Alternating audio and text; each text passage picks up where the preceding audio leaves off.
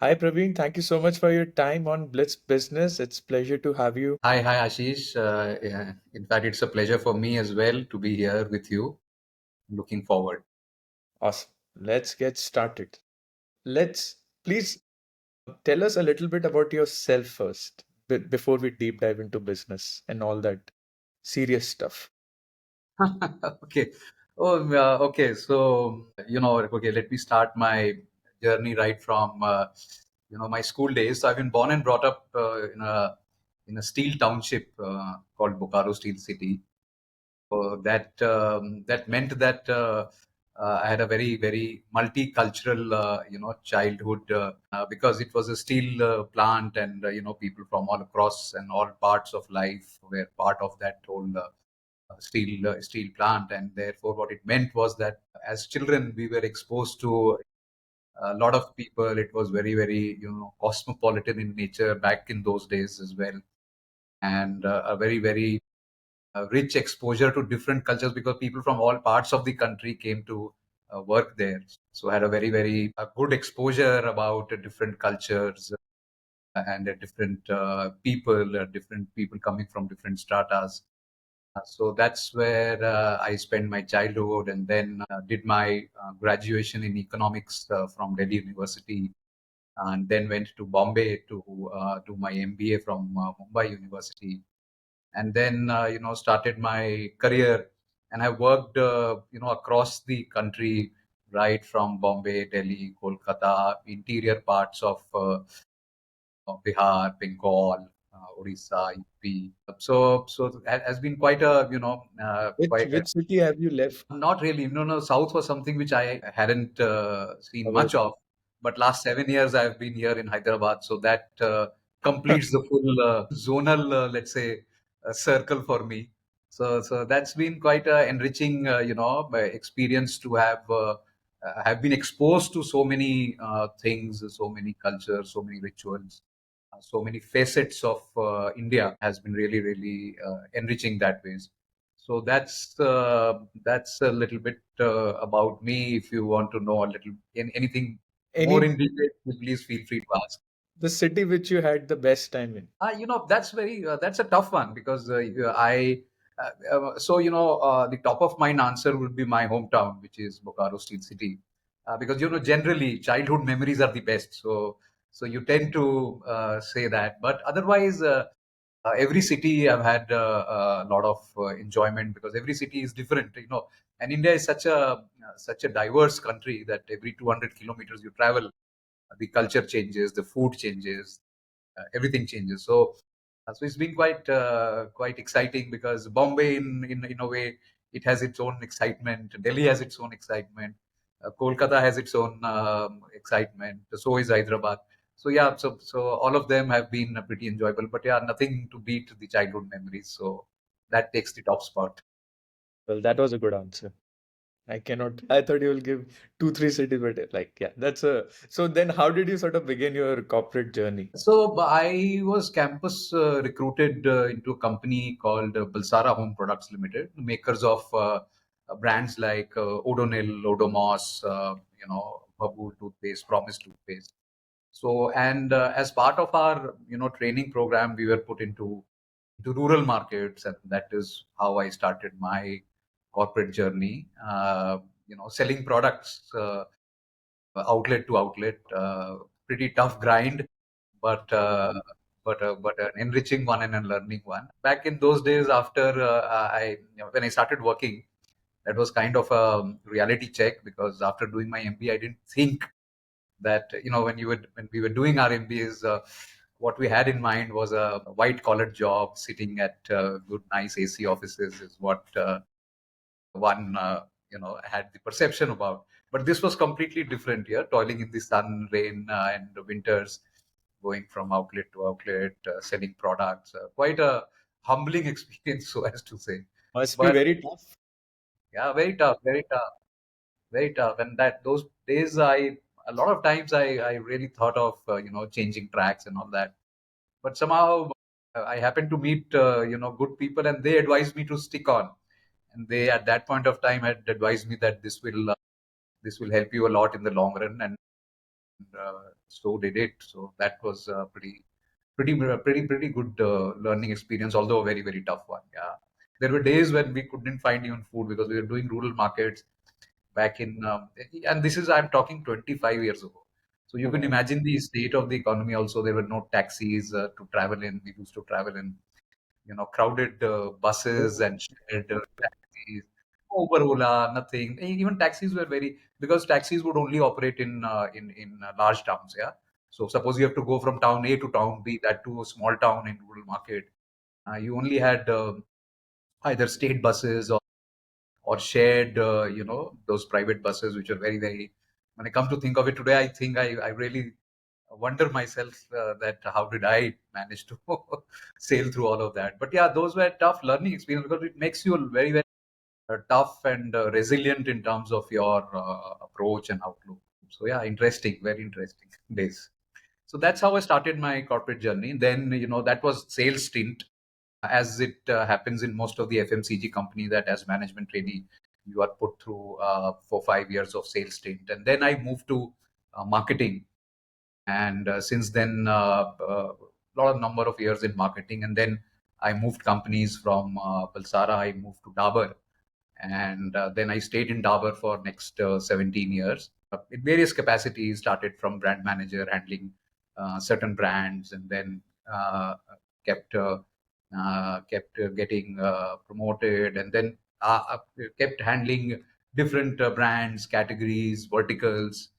So that was my journey at Dabur. Again, a great learning experience because a lot of categories that I worked, almost all categories in Dabur I happened to work in, because 17 years is a long period. So I worked with a lot of categories. So that was again a very very enriching experience. And then 2017 I came to Continental Coffee, and last 7 years again has been a really really tough grinding, but a very very enriching experience again, because here everything was very different. Dabur was a very big company, large company with set processes and systems, and here you came to a company which was just evolving as a professional company, being run by a close set of people for many many years. So to kind of transform that, create a B2C vertical out of that. So again, very, very has been a very, very good experience for last 7. So that's been, in short, my professional journey. very, very illustrious. So let's deep dive into now CCL. So what does CCL do? Help us understand that. Okay. So CCL, basically we are a coffee making company. Yeah? When I say coffee, it is largely instant coffee. Yeah, instant coffee, the coffee which you. The reason why we say instant is that there are two ways coffee could be made. One way is that you brew the coffee. So brewing coffee, as it happens in either in cafes or a lot of homes, also you will see that the coffee gets brewed. So it is the decoction is made out of roast and ground coffee. Yeah. So the decoction is made, and then you drink that decoction in the way you like it. So that's one way of doing it. The other way is to from that brew you create instant coffee. So instant coffee is something which just dissolves in the cup, yeah, whether it is with hot water or milk. So that's the business that we are in. We manufacture instant coffee and sell it to clients across the globe. So if you see the coffee market globally, there are large players who have their own manufacturing capacity, but there are a lot of players who are looking to buy coffee from third party manufacturers like us. And here we step in and we kind of make coffee for them and supply coffee to them as bulk coffee or private labeled coffee. So that's been our private our primary business, and we have been into that business for last 25 30 years now. And 7 Where years is ago, yeah, sorry. where is your plantation? We don't have plantations, so we buy coffee from across the globe. So it depends on clients who want what type of coffee you want. So suppose, let's say Ashish wants a coffee, an instant coffee, which is supposed to be made from, let's say, Brazilian beans. So what we will do is we will go and buy beans from Brazil and process it in our factories and supply you the instant coffee. So that's our business model. So we buy from various parts of the globe: Brazil, Uganda, Vietnam, Indonesia, India. So anywhere and wherever we get coffee from, and a large part of it is dependent on what is the final output you want. Yeah, because every origin, every coffee will have its own nuance. So an Indian coffee will taste different from a Vietnamese, will taste different from a Brazilian to a Colombian. So depends on who wants what, and depending on their needs, we make coffee. Yeah. So if Ashish wants a type of coffee, I'll give it to you from that source.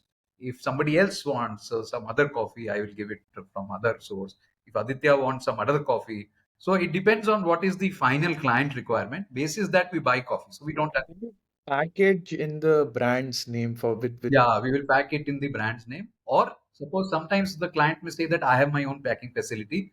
Give it to me in bulk packs. So we give them in bulk, big bulk packs. We send the coffee to them, and they would pack it internally. Yeah. So understood? that's been our model. And 7 years ago, we started to dabble with this thought that why shouldn't we help so many brands grow? Why not have our own brand?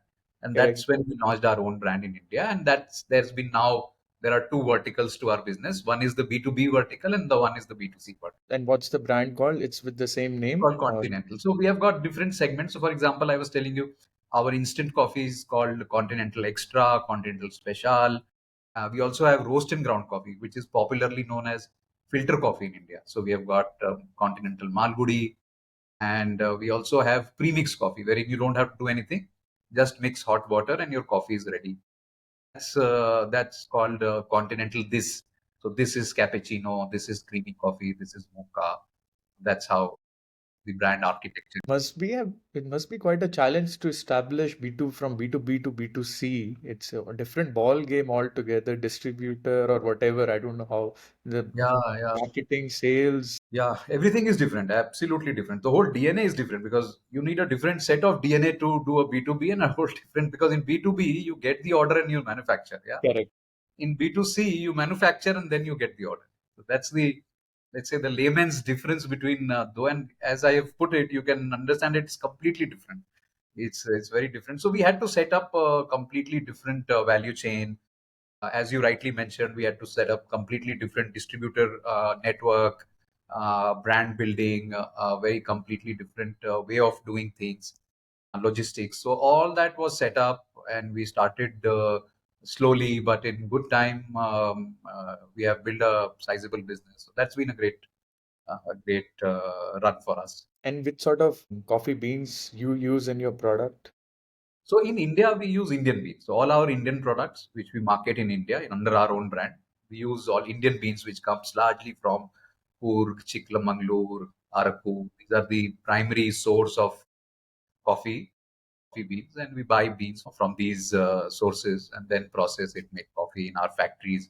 We have got two factories in India. One is in near Vijayawada at a place called Dugirala, and one is in Tirupati district at a place called Sulurpeta. So we have got two factories where we manufacture our products and then distribute it. But then your B2B customer doesn't say, "Hey, you guys were making for me, now you're making for yourself also." Yeah, they do. They do say, but generally, you know what, Ashish, if you see, a lot has changed in the last 20 years. So what has changed basically?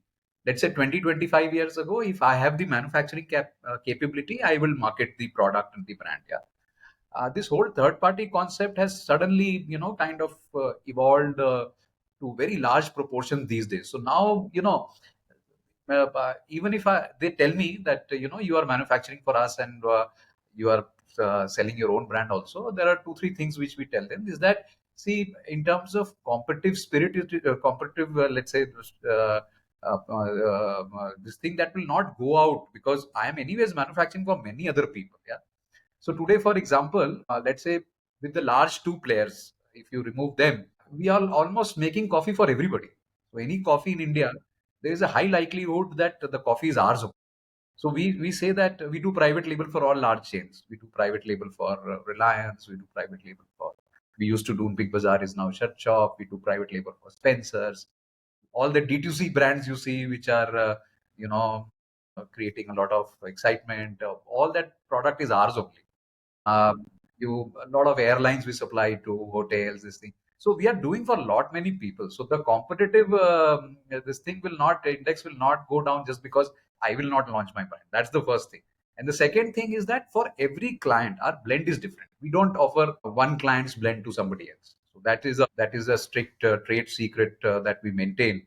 That if I have made a blend for, let's say, Ashish, I will not give it to Aditya. Yeah. So, So and what vice does it versa. so what does it mean blend, different blend? Like what So does different blends, see, nuancically, the taste will be a little different from each other. Yeah. So, for example, I am giving a blend to you. Your blend will have more of, let's say, nutty and spicy note. Yeah. But if I'm giving a blend to Aditya, that blend could be more fruity and a woody note. So these are the nuancical differences I create. Maybe in a layman's this thing, it may not be huge, but yes, the blends are different. We don't offer one common blend to everybody. because then it will be like same product, just Same different name. product, yeah. That we do in the global market. You'll be surprised to know we have 1,000 blends in our library. 1,000, Wow.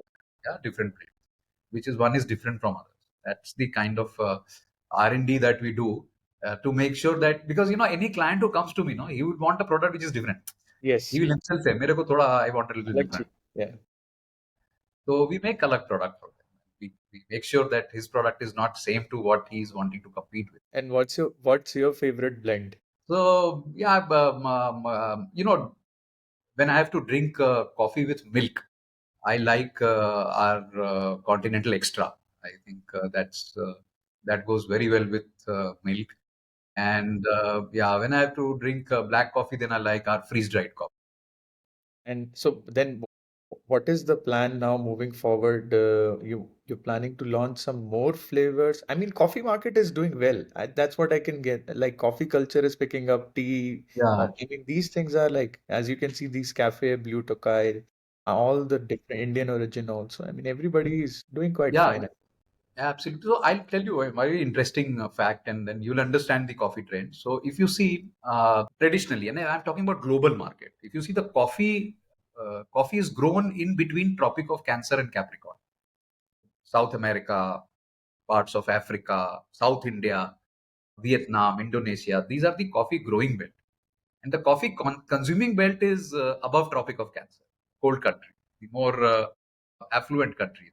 So America, Europe, Russia, they are the large coffee consumers. Yeah. So and that's been the tradition. You see, Americans, Europeans, they are drinking coffee all the time, and black coffee is what they drink, and they drink coffee by the gallon. Nothing compared to what we drink. Yeah. So they are always on. And big cups. And big cups, yeah. Morning they'll get out of home, they'll have a cup of coffee in their hands. In fact, if you see the car cup holders are designed for Americans and Europeans to hold coffee. We hold water, but They hold it's coffee. designed, yeah, वो coffee के लिए because all the time they want coffee. So they have coffee in their cars, and then when they enter office, वो coffee पीते हैं throughout the day. So they are big coffee consuming continents and nations. But as we all know that these nations are now stagnating in terms of consumption, not only for coffee, for everything, because population is stagnating, penetration पूरा हो गया है अभी और लोग more people are not going to drink coffee. So they are stagnating. But the good part is that the emerging economies like China, India, they are next in line to drive the coffee. So if you go to China, again, China, like India, used to be a tea drinking nation. Yeah, they also are very fast converting to coffee, because as you rightly put, there's so many chains of coffee outside. You see our youngsters now, when they go out, they rather go to a coffee outlet than anything else. There's so many cafes around us. And what happens is that a decade of consumption like this, आप coffee पीते हो, आप बाहर जाओगे, you'll drink coffee again after 3 4 days, again you're hanging around with your friends, so the coffee starts getting onto your tongue, into your palate. Yeah. And then when these youngsters, they will set their homes, they will their choice of drink will be coffee. So slowly a nation will convert from tea to coffee, and That that's what is happening in China and India. No, that's such a good example. I can relate to myself. I was a tea drinker and then became coffee drinker. So morning I have a coffee, then evening I'll have a tea. I'm Ah, supporting both segments. I know. So that's how, and maybe over a period of time, when you really get used to it, then you because these are very sticky categories. एक बारी आपको जिसको कहते हैं ना आदत लग गई. So when you get used to it, then you You feel need like more having coffee. it. Yeah, and you feel like having it. यार चलो पीते हैं पीते हैं. And again, see, a lot of these categories, they start as socializing. Yeah. So let's say you want to go out with a friend. You'll say, "Chalo, coffee pite." That's the automatic answer. Yeah, coffee pite. Or you want to call somebody at some place to meet or something. You'll Coffee call pina. them to a cafe or something. तो आप coffee पीने लगोगे तो coffee पीते पीते क्या होगा you will get use to it once you get use to it then the consumption so that's a good news for the coffee market because two large countries which are probably going to drive consumption for many categories in the decades to come because next 3-4 decades they say that these two countries are going to drive the consumption, China and India, and coffee culture is catching up very fast. तो क्या होगा यहाँ पे लोग coffee पियेंगे. So that's how the coffee trend is. So going forward for us also, it makes a lot of sense to keep driving this culture. So therefore, in India, we are driving a lot of coffee ecosystems. As I was mentioning you, a lot of coffee brands we supply coffee to. Private label hum kar rahe hain. We are also working with these chains also. You'll be surprised to know with chains like Blue Tokai, with Third Wave. So at the back end, we keep doing a lot of experiments for them, creating some great flavors, great blends for them. So we keep doing this. So our motto is that how do we drive more and more coffee consumption in India? Yeah. We really are not in so much in a hurry to say that I want to gain a lot of market share. Yes, we are doing that as well. But that's been our, the big motto that let us drive this culture. So how can I drive this culture is by doing this. So in fact, even things like cold coffee. So a lot of cold coffee makers, they buy coffee from us. Yeah. You got these choco pies, you got these coffee candies. So they all buy coffee from us. Yeah. So our thing is to how do we kind of I promote as much as coffee culture. So we kind of service all of this and do a lot of R&D for them. So for whether it is a chocolate guy, a cake guy, a choco pie guy, or a cold coffee guy, I'm doing a lot of experiment for them also. That how do I drive more and more coffee consumption? That's our motto. Because if coffee grows, we will automatically. But I think now you don't need to derive it. It's on autopilot mode. Yeah, it's now on autopilot mode. Yeah, we keep getting a lot of queries. Can you make something for us? Can you make something else? So that's like, for example, you heard of this coffee candy called Copico. So they're the largest coffee candy, and they get coffee from us. So now all the other candy guys are, "Arey, what coffee have you given to them? Or maybe acha candy ek chahiye. Okay, fine, we will make it for you. We'll give good blends for you." So that, as you rightly said, एक बारी आ गया तो वो autopilot mode में. So we are now And keep getting queries. it is also a lot of caffeine is in energy drinks also. So is that a segment you also No, we provide don't do energy because drink? that is ना caffeine extract को लेके फिर वो डालते हैं. That's a separate process.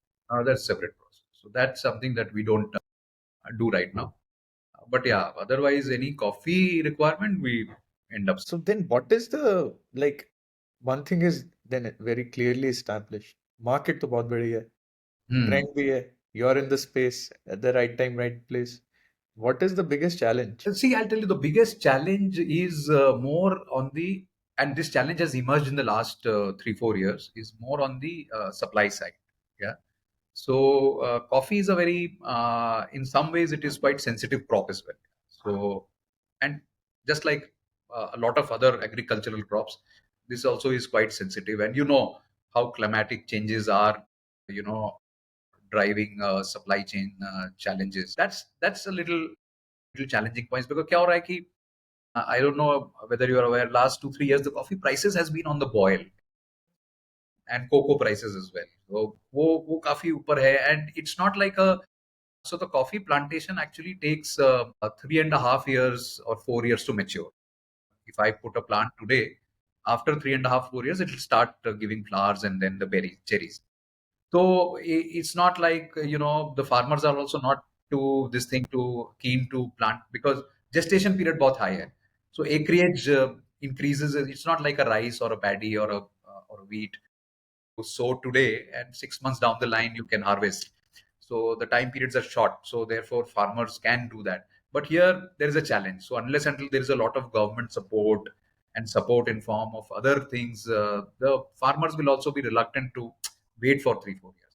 So therefore there is a supply challenge that comes in, and also because coffee is grown in these parts and consumed in, I told you, those parts. So last 2-3 years there has also been a lot of logistics challenge in terms of supply because of there have COVID been and all. uh, red sea issue hai kabhi. Oh,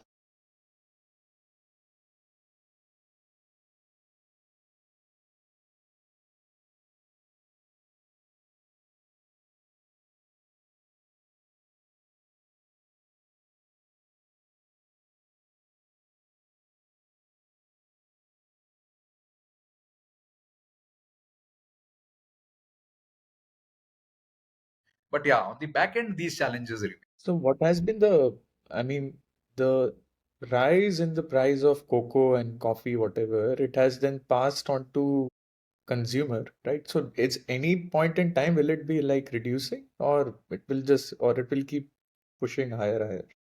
So these are unheard of prices. We all in the fraternity we have been thinking that yes, it will reduce. What is the price, for example? So let's say in international market today, the price is ranging between $4,400 per ton to $5,500 per ton. That's pretty high.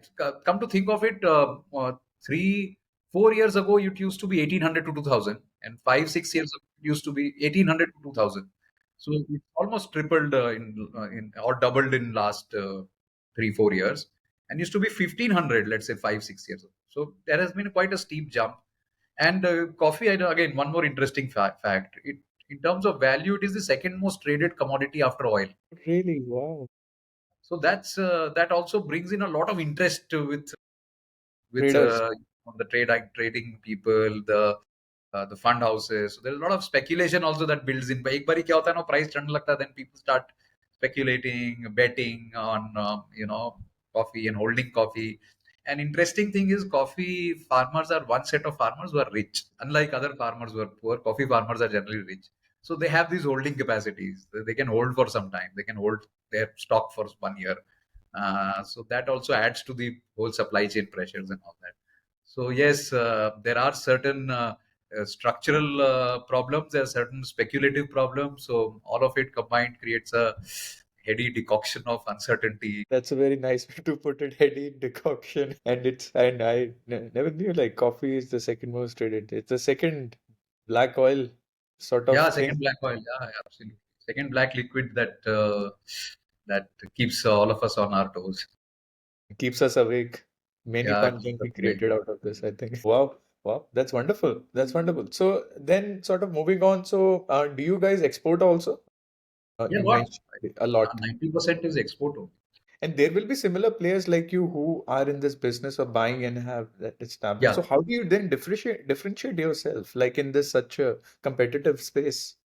So there are 2, 3 things which help you differentiate. One is the product itself that plays a key role. Yeah. So as I was mentioning no earlier, this is suppose given a product to you. Let's say I've given a product to you which is a very different blend. I've made it for you. It's not very easy to replicate those. Yeah, it's like saying that I'm just giving a very a little quirky example. But let's say if I were to let's say a butter chicken of Gulati, difficult to replicate. No? Okay, okay. Yeah, you make it with certain because it's an food is a lot about science, but a lot about art as well. Yeah. Yeah, So you may have the recipe. So it's like I always say, Sanjeev Kapoor can give you the recipe, but yeah, still you will not be able to cook like him. Yeah. yeah. It won't Because taste. there are a lot of nuances that go into it. Yeah. So it's just not the coffee, the recipe, the blend. It's about how you have roasted it, how you have extracted it, how you have spray dried it. Every bit plays a role. Yeah. So that is why I said we do a lot of R&D. Yeah. And that is the reason we have got 1,000 blends. So let's say I've given a blend to a brand. Yeah. Now that brand has been selling well. Now that brand will very easily will not want to shift its supplier because that blend has been stuck with the consumers. The consumers have started liking the brand. Any changes will harm their brand reputation and may dent their sales. So there is a lot of stickiness when you build clients, and some of our clients are there with us for the last 20 25 years, but right from day one they have been buying coffee from us. So there is this kind of sense of stickiness that builds in over a period of time. So that is because of the blends that you do, the R&D that you do, the products that you create. So that's one thing that helps us be competitive in the market. And second is, of course, in terms of capacity, we probably are now world's top two, top three private label suppliers. Yeah. So we also have a lot of scale. So today we have almost 75 to 77,000 metric tons capacity, which means that there is a lot of scale built in purchases, in operations, and therefore we also are very rate competitive. Therefore, it's not that easy for anybody to beat our rates. Yeah, so that's the second thing, and the third thing is we have our marketing setup which has people on the ground. We exactly know what is happening, who requires what kind of trends are emerging in each of the markets. So that also helps us to be ahead of the curve, to be talking to our clients in that much more engaging manner. So we don't talk to clients just on this thing. Give me a price. I'll give them a price and they buy. Yes, that is part of the business. But apart from that, we also try and understand: is there anything new that you want to launch in the market? Is there anything new that I can develop for you? We try and create a lot of or adopt a lot of technologies which are ahead of time. So in fact, just to give you an example, in India, we were the first one to set up a freeze dried plant. Yeah, even our large competitors, some of them don't have it till date, but we were the first one back in 2006-7. We set up, just because we could sense that there is an emerging opportunity, this category will do well, and we set up there. And we started working with our clients. Said, I'm setting up a freeze dried plant, would you like to launch it in your market? Some of them said yes. We created a blend for them. So it creates a lot. So it's just not a transactional relationship. It's quite deep rooted in terms of starts from product development, understanding their market, giving them the product profile they want. So all of this combined together, ability to develop the product, ability to have that kind of a scale, have our eyes and ears on the ground. And also, we have factories in India, Vietnam. Geographically, we are very well placed and balanced, to make sure that we cater, or we can cater to different parts of the world. All of them put together, gives us a certain edge in the market to be competitive against our. Can sense you're a busy man then. So this commodity, do you guys also store it? Like, for example, because if you can estimate next year we'll be consuming this much amount of beans in this category, do you store it? Or is it possible to store it? I don't know. Really store it, because of the volatility. We generally do back to back purchases. So suppose I finalize a deal today. So I will finalize the deal today on today's coffee price, and I'll buy that coffee today itself. So while we end up storing some coffee, because we have to keep at any point of time the factory keeps running. It's a 24/7 factory, so we keep running. So there will be 2-3 months of coffee that will always be there for with us. But yeah, our buying is back to back. So we don't future buy.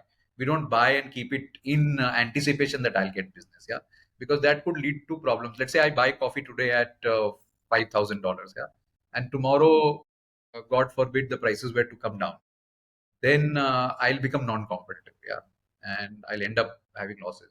Vice versa, I also don't want to speculate wherein I buy coffee. Yes, the coffee prices are going up. It may be beneficial for me in the short run, but when the prices will drop, it is non-beneficial. So I don't do that kind of a business. Then this fluctuation is not visible at consumer end. Is not visible because there is a chain wherein you probably kind of absorb. And see, actually last 2 years has been a little more volatile than it has ever been. So I don't know whether you've tracked or not. 2 years से बहुत prices hike भी हुए हैं last consumer segment. Now we'll wait and watch. Once the prices come down, we'll wait and watch if the brands reduce prices. But yeah, see, at the consumer end, people would want to kind of, at every value chain, there will be some absorption. So the end consumer pass on will not be as high as the commodity itself, because brands are also wary that इतना price बढ़ा देंगे तो कहीं consumption shouldn't drop. So थोड़ा सा absorb भी का कैसे drop होगा? I mean, if someone needs a coffee, he will get it. He or drop. she will get it. In fact, very funnily, a lot of people used to ask, 2 years ago, Russia-Ukraine war started, and then Israel war started. Russia is a significant market for us. So people are saying, here, coffee, did your coffee supplies got hit and all that. So interestingly, for 1 month or so, when there is a supply chain disruption, because when the war started, people didn't know how the shipment will go and all that. But apart from that, we didn't see any drop. In fact, sometimes we feel that in stressful conditions, people would end up Actually. drinking more coffee. So is this an indicator? These are stressful times. These are stressful times. So we think that अच्छा coffee तो P रहे होंगे लोग. मतलब I don't think so. Consumption will get hampered. Even in terms of recession, 2007-8 में recession आया था US वगैरह में. But one thing we didn't see, a lot of discretionary spend stopped. People stopped buying new cars, new TV and all that. But coffee we didn't see, thankfully. Because you may want to cut some of your discretionary spend. You may not want to go out and have a dinner or expensive this thing or not buy expensive car or something like that. But subah sham ki coffee, that is the Then, then this redefines your competitor. Your competitor is stability. ah, correct. In that sense, yes. So the more stable people are, people will not drink coffee. The Yeah. more but I think as we are moving along, I don't think the stresses are coming down. It's increasing now. It will increase only. Stress of work, stress of social media, stress of wars. Social media is a big contributing factor then wo Big to. contributing factor. No, coffee piyenge. Okay, let me grab one cup of coffee. And it's a legitimate stress buster. Unlike let's say a cigarette or an alcohol, which is an sort of an illegitimate stress buster. Coffee is a legitimate stuff. Right? अब coffee तो P सकते हो. So I think Exactly. that's good for the category. And a lot of reports have started now trickling in, wherein they say that coffee taken in moderation is beneficial for health as well, especially black coffee. वो तो could be, I mean, is it trustable to trust these Quite papers? trustable. It's Quite like trustable. Quite trustable because coffee has a lot of antioxidant properties and all that. Because ultimately, it's a fruit, no? It's a cherry. It's a cherry from which you take out seeds and then you roast and drink. So there are a lot of other properties as well. So I think pretty much. But yeah, I mean, the other way to look at it is, and I tell this is that anything in moderation is good. Anything in excess is bad.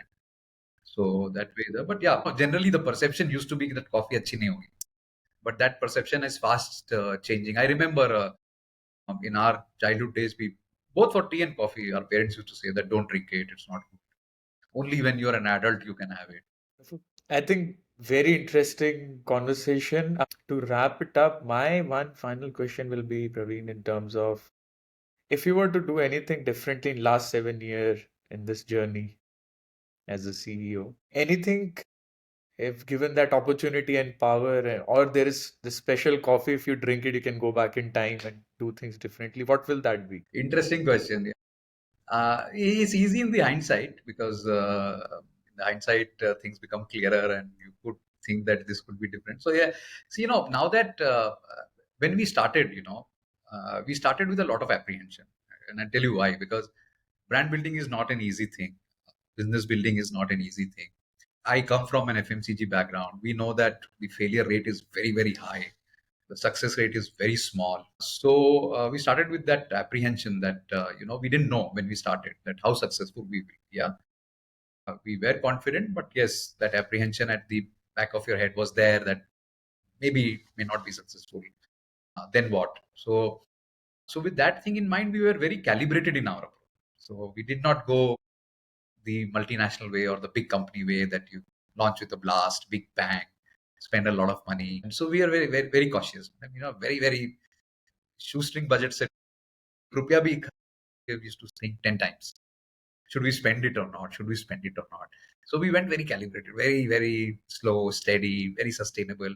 Brick by brick. एक brick लगाया, फिर खर्चा किया, फिर दूसरा brick लगाया. It was like, constructing a house. एक एक room एक पहला फ्लोर बना एक floor बनाया, एक room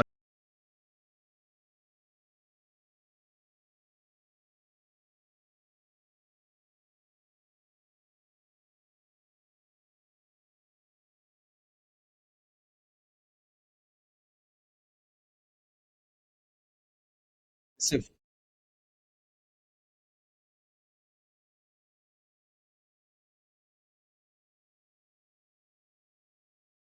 So that's something that probably, and this is with the benefit of hindsight.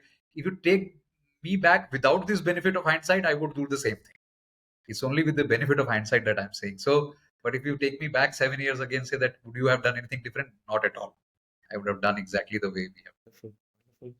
Amazing. Thank you so much for your time, Praveen. It was such a um, refreshing conversation, and this space, the way you help us understood how the market is shaping up and driving. So, yeah, thank you so much for your time. Anything you would like to share, which I may have missed? Not really. I think we covered most of it. I would say happy festivities to all of you. Drink more coffee. It's good for you, good for us. Wonderful, wonderful. Thank you so much.